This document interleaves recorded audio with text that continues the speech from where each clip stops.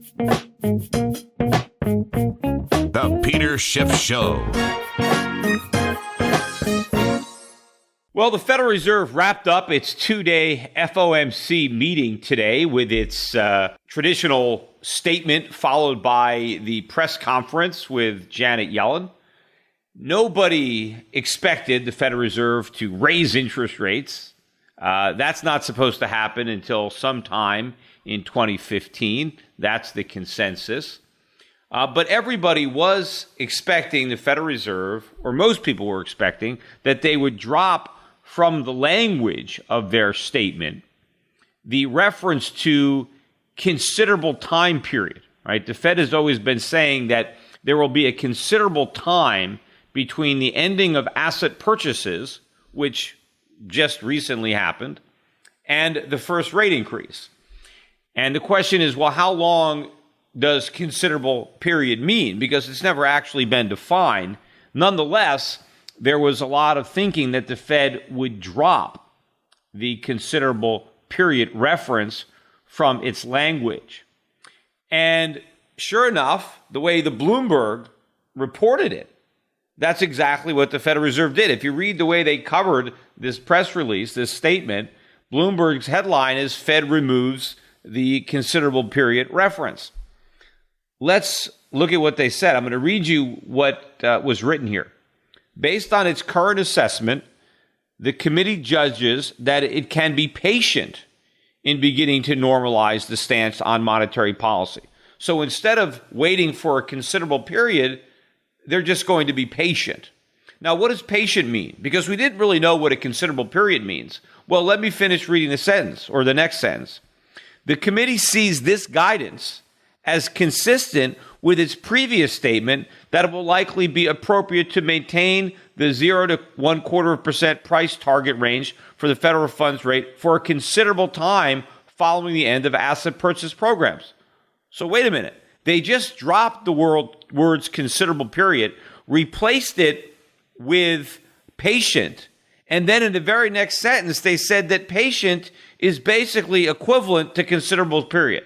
They said this statement is consistent with our last statement where we used the words considerable period. Well, how do you drop a word and then not drop it? I mean, if they wanted to drop the word considerable period, why didn't they just drop it? Why did they have to insert the word patient? And if they wanted to replace considerable period with patient, why didn't they just leave it at that? Why did they have to add another statement that said this new word is basically the same as our old word? Because if the new word is the same as the old word, then why change the wording? And if the wording is the same, then leave it alone. I mean, they wanted to change it, but not change it. I mean, the Fed is just trying to finesse this. The markets expect them to change it, so they want to change it, but they don't want to change it. So they change it by not changing it. They said, we changed it, but it's actually the same. Yet you have reporters saying they changed something. But the Fed is saying they didn't change anything, which, of course, they didn't do. Now, I listened to the press conference, and, the way the markets are, looking at every single word, parsing through what she says for clues, when she doesn't give any clues about anything. But meanwhile, the Dow was up almost 300 points at one time as a result of supposedly what she was saying. We closed up 288, so not quite 300 points. The NASDAQ was up over 96 points, almost 100 points. Huge rally in the dollar. Dollar was up across the board. Big move in the yen, the euro. The Aussie dollar hit a new low for the year, a new multi-year low. Gold prices were up and down. They only closed down about $6 or $7. So in terms of all the other currencies, gold had a very good day today. It was only down in terms of the dollar. And gold stocks actually finished near the highs of the day for a change. So a lot of buying in gold stocks. Oil stocks, too, were also quite well bid today. At one point, oil was up about $2 after being at new lows in the morning. I think by the time they rang the bell, it was about unchanged.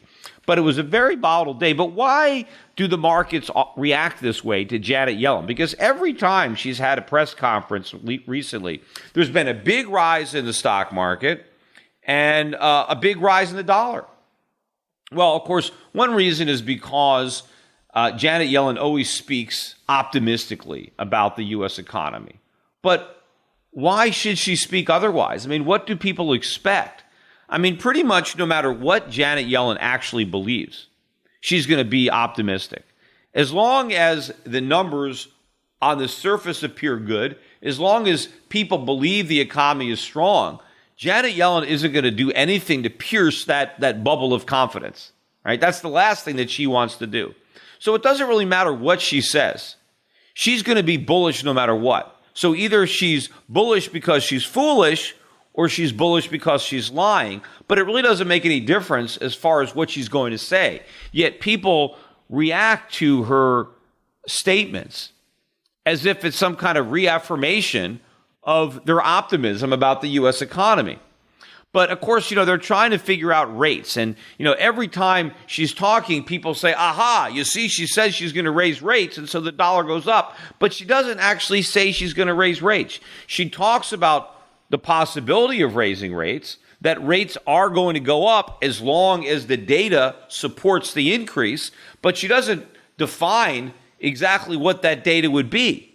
She just says if the data supports it, we'll raise rates. Well, how do you know what data would support it? See, it's my view that I don't care what the data is. There's no data that would support raising rates. Because if the Fed wanted to raise rates, they would have already done it. Rates have been at zero for about 6 years.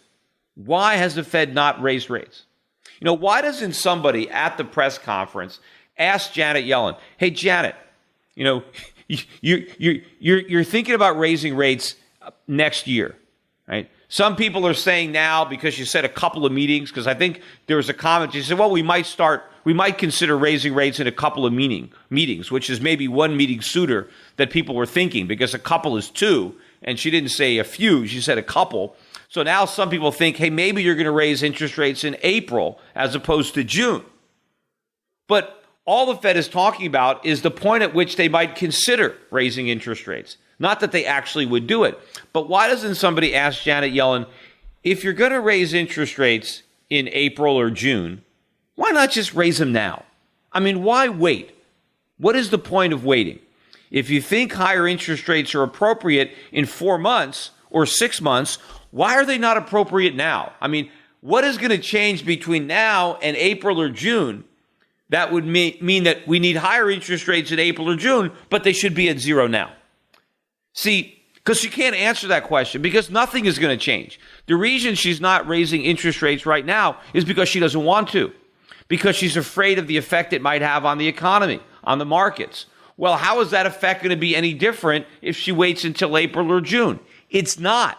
In fact, if she's afraid to raise rates now, she should be even more fearful to do it in April or June, because it'll be a bigger bubble by then. We'll have even more debt by then. See, the longer the Fed waits to raise rates, the more painful it's going to be when she does. And if she recognizes how painful it's going to be now, why would she raise rates later? That's why she has to keep talking. Look, anybody can talk about raising rates. And Janet Yellen talks about the possibility of raising rates all the time. But she never comes out and says, I'm going to do it. Look, how many obese people talk about going on a diet? I mean, they probably talk about going on a diet every day, right? But do they do it? I mean, if some obese person told you, yeah, I'm going to start a diet in April next year, would you believe them? Why don't you start your diet today? Well, April next year. I'm going to wait till then. Why?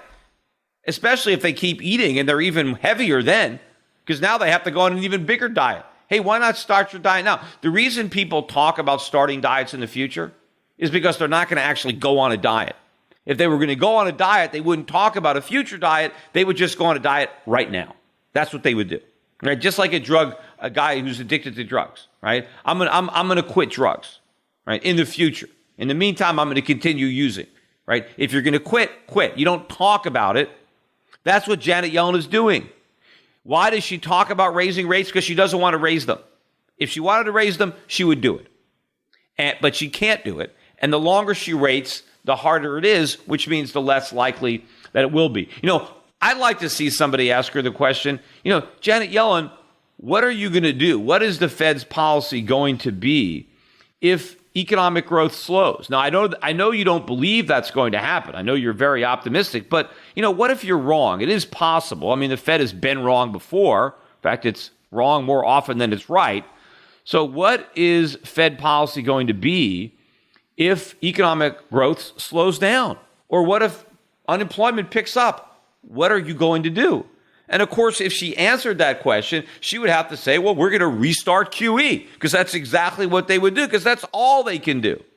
So all this talk is based on the continuing strength in the U.S. economy, despite the fact that the economy is likely not to continue with that strength. If you look at all the data, I've been talking about it on the podcast about how bad the data is. Day in and day out, we get inundated with bad economic news that nobody cares about. Today, no different. We got some economic news today. We got mortgage applications. We get that every week. But this week, purchase applications fell by 7%. We're now 5% below the level that we were at a year ago. And this is despite the fact that mortgage rates are lower, credit standards are easier. Now you can get a 3% down mortgage guaranteed by Fannie and Freddie. So you got lower rates, easier terms, right? And you've got this big drop in gas prices now that just happened. So consumers theoretically should have more money to qualify for a mortgage, right? Or to pay a mortgage. So I thought this was supposed to boost the economy, all this big windfall. Yet despite all that, we had this big 7% drop in purchase applications. The market wasn't anticipating that. We also got the numbers for the third quarter current account deficit. Now, everyone was expecting the current account deficit to shrink, to narrow in the quarter, right? They were looking for it to narrow by about 2%. Instead, it widened by 2%. They got the percent right, but they got the direction backwards, right? So they were looking for $96.3 billion. Instead, we got $100.3 billion, $4 billion more than they thought, and it was up 2 instead of down. So bad news for the GDP. It's just, your current account going down, your deficit going up is bad news. The market was expecting good news. They got bad news. So what did they do? They ignored it. Whenever they get good news, that's all they talk about. But they ignore all the bad news. They did talk about the CPI today. We got, November CPI was down 0.3, which is the biggest drop since December of 2008. So the biggest drop in 6 years. The big mover, of course, was gasoline prices down 6.6%. I thought it was interesting, and I guess this will piss off Chuck Schumer. Airfares rose 1.36%. Despite gasoline prices, fuel prices going down, airlines still raised their fees. And I'm sure the fee hikes are actually more than that, because they don't really count the fact that, they're making the seats smaller, so they're cramming more seats into fewer planes to make your experience less comfortable. They're charging for more things. I don't even think all of that loss of convenience and all these extras even make it into the calculation. I just think they're just looking at the gross fare. And so I think that the prices are rising, again, much faster than what the government acknowledges. But I think it's interesting that the prices were up. Because, again, they're talking about this big windfall for the consumer because it's going to make things cheaper. But obviously other things are going on that are making things more expensive. So it's not just relief at the gas pump. Prices are going up for other reasons. But again, more bad economic news today that everybody ignores when they're, rallying the dollar on Janet Yellen's comments about how she might raise interest rates after a couple of meetings, meaning maybe as early as April. And as soon as she said that, you get this huge rally. And she also made a comment about how most of the members of the FOMC, and by the way, they had 3 dissents on this thing. One person was dovish, and they wanted to be even more dovish, and 2 people were on the hawkish dissent. And those guys are going. So the composition of the FOMC is going to take a turn to the dovish side soon anyway, as if you could really be more dover. I thought it was a very dovish statement to begin with. In fact, if you looked at the expectations, they call this the dots, where the FOMC members believe interest rates will be a year from now, the dots actually move down. So the expectations now are that rates will rise even more slowly. So I thought it was a very dovish statement. Nonetheless, the dollar rose. And of course, it was dovish in that they didn't really take out the language of considerable period, because they took it out and then they let everybody know they were sticking it right back in. So it didn't really go anywhere. But people somehow interpreted this comment about, well, a couple of meetings, and then that it's consensus that interest rates are going to go up in 2015. Yes, we know that's the consensus. Everybody on the FOMC, or most of them, believe that they're going to be raising rates in 2015. But that is predicated on their belief that the economic data justifies it at the time. And what that data is, it's never defined. But I believe if the GDP numbers are contracting, right? If the last couple of months of 4% growth are aberrations, and the fourth quarter drops to a 2 handle or a 1 handle, and then things are weakening into the first quarter, which I think it could happen. I think we can have a lot of layoffs in the retailers. We have too much inventory that got built up. So I can see a very, very weak fourth quarter for 2014 and a weak first quarter for 2015. So coming out of back-to-back weak GDP numbers and what possibly could be an increase in the unemployment rate, are those going to be the economic conditions that justify a rate hike? I don't think so, right? If the Fed couldn't raise rates now following 2 strong quarters, how are they going to raise rates in 6 months following 2 very weak quarters? They're not. In fact, if somebody asked her that question, right, she would have to acknowledge, well, if that was the case, I'd have to do more QE. I think what's interesting is nobody even asks. Nobody bothers to ask Janet Yellen how Fed policy might change if the economy is weaker than expected, because nobody in the room where the press conference is being held, nobody believes that the economy could weaken. They've all bought into this narrative. I mean, she was asked a little bit if she's worried about things happening in Russia, or is she worried about any problems because of the big drop in oil prices for any of the banks that have made loans. And basically her answer is no, she's not worried. Well, how can that be an honest answer? How could you not worry about a potential crisis in Russia? I mean, doesn't she remember the Russian debt crisis that happened in the 90s, or the emerging market crisis in general, and how aggressively the Fed responded? Does she not remember long-term capital management, which basically went under because of Russian defaults? Does she not remember that? And of course, the Fed was very aggressive in its monetary support to try to buffer any shockwaves in the U.S. Of course, what would the Fed do now? Rates are already at 0. They can't cut them, right? But how could she not be worried? I mean, how does she know that this thing in Russia won't spread to other markets? How does she know? I mean, to say that she's not really worried, or they're not really discussing it, that doesn't even pass the smell test. But again, she wants to say, what, me worry? She wants to dismiss concerns as if people will say, well, Janet Yellen's not worried, so we shouldn't worry either, right? But if Janet Yellen said, yeah, we are concerned, this could be bad, right? She doesn't want to say that. But that would be honest, because she doesn't know at this point what this is going to mean. And she's also not worried about the big drop in oil prices with respect to the U.S. fracking industry, or the leverage in that industry. Or nobody even asked her about the employment. What about all the people that have been employed in the energy industry? How is all those people losing their jobs potentially going to impact the Fed? Nobody even asked that, but apparently she's not even concerned. This is a huge decline in the price of oil in a short period of time. Now, maybe if the oil price comes right back up, she doesn't have to worry. But a lot of people are saying, we think the oil prices are going to stay down here. There are people who think they're going to stay down here for years. Is the Fed not acknowledging that possibility, that might happen? Right? And how can they not? Now, the only thing that concerns Janet Yellen, apparently, is that inflation won't be high enough. But she's pretty sure that it will be. So she's like, if inflation doesn't come back to 2%, then she's worried, but she's confident that it will. Boy, that's a relief. One of the reasons that the dollar was already up and the euro was down earlier today, right, is because we had comments from an ECB official, right? The same guy who was saying that, they were getting some opposition from Germany, which of course they are. And he basically said there's widespread consensus at the European Central Bank that we have to do something to raise the level of inflation in Europe.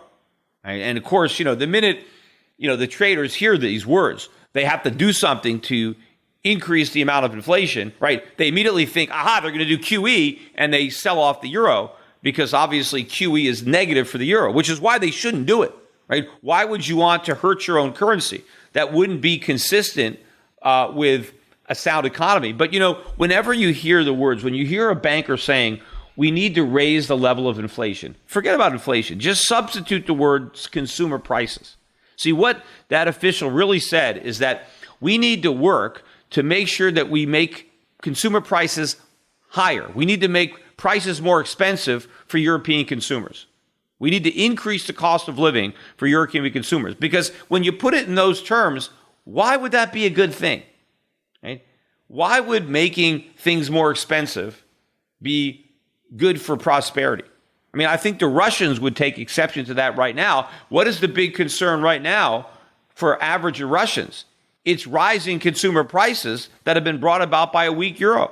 Rising prices are a problem in Russia. So why wouldn't rising prices also be a problem in Europe, even if they rose more slowly? Right? I'm sure if you polled the European and said, hey, do you want to pay more money for food or less money? Do you want to pay more money for energy? Do you want your clothing to be higher priced, or do you want your electric bills to go up next year or down? Do you want your cable bill to go up or down? Name the price. I mean, I don't know a consumer out there that would tell a banker or a politician, yes, these are the prices that I'd like to see higher next year. These are the things that I need to buy, and I'm hoping that they'll be more expensive when I have to buy them. Right? Nobody thinks that. Everybody wants the things that they need to become less expensive so that they can buy more of the things that they want. People don't have an unlimited amount of money. The Europeans don't have unlimited money to spend so that they can keep buying if prices go up. If prices go up, they have to buy less. Sometimes they can't buy at all. If the price of something goes up too much, you can't buy any of it. So, when these bankers are out there saying, oh, we must do something to increase consumer prices for our citizens, it's never an economic positive. But again, I think the reason that ECB keeps talking about doing QE is because they can't do it. It's for the same reason that Yellen talks about raising interest rates, because she can't do it either, so she can talk about it and try to affect a positive result from her rhetoric. That's what Draghi does, or other ECB officials, because they know they really can't buy sovereign debt because it's not even legal to do it. And there's so much opposition from Germany that they really can't do it. So what Draghi wants to do is get the benefits from his perspective of QE without actually doing QE. Because what benefit does he want? He wants to drive the euro down so that prices go up, as if that's going to drive prosperity in the Eurozone. It's not. But it is effective because the traders just care about what people say. They don't care about what's actually happening. That's why they buy the dollar. When Janet Yellen talks about raising interest rates, she's been talking about it for years. But have they been raised? No. Well, Draghi's been talking about European QE for years, but they haven't done that either. They can talk all they want, and as long as the markets will cooperate, well, then that's all they have to do. But at some point, the markets are going to have to wake up to the reality. And when they do, it's going to be very different. I think you're going to have a big collapse in the dollar when reality sets in, an even bigger rise in the price of gold. It will be a game changer. The question is, how will the U.S. markets in the short run react to the revelation that the economy is much weaker than they thought? Because what does that mean about earnings and valuations? But of course, it will mean that the Fed is going to be much more accommodative than they thought. Although Janet Yellen, when everybody thinks she's being so hawkish, she goes out of her way in her conference to reiterate how accommodative the Fed continues to be and how accommodative the Fed will be in the future. Yet somehow that's interpreted as hawkish, and people run to buy the dollar. Today's financial advisors behave like pro wrestling TV commentators. They scream that the recovery is strong, debt is manageable, inflation is low, and that the Federal Reserve has everything under control. They may be oblivious, but the danger is real. Looking beyond the media hype can open a world of broader investing ideas. Euro Pacific Capital is a registered investment advisor that offers stock-focused wealth management services that closely follow the strategy of our founder and CEO, Peter Schiff. We concentrate on those countries that are more closely in tune with Peter's vision of how capitalism is supposed to work. And these investments are not hard to find, provided you know where to look. Isn't it time you change the channel and let Euro Pacific put a little reality back into your portfolio? If you live in the United States and have $25,000 or more to invest, call 800-727-7922. That's 800-727-7922. Non-U.S. residents access similar strategies through Euro Pacific Bank at europacbank.com. Euro Pacific Capital and Euro Pacific Bank are affiliated companies.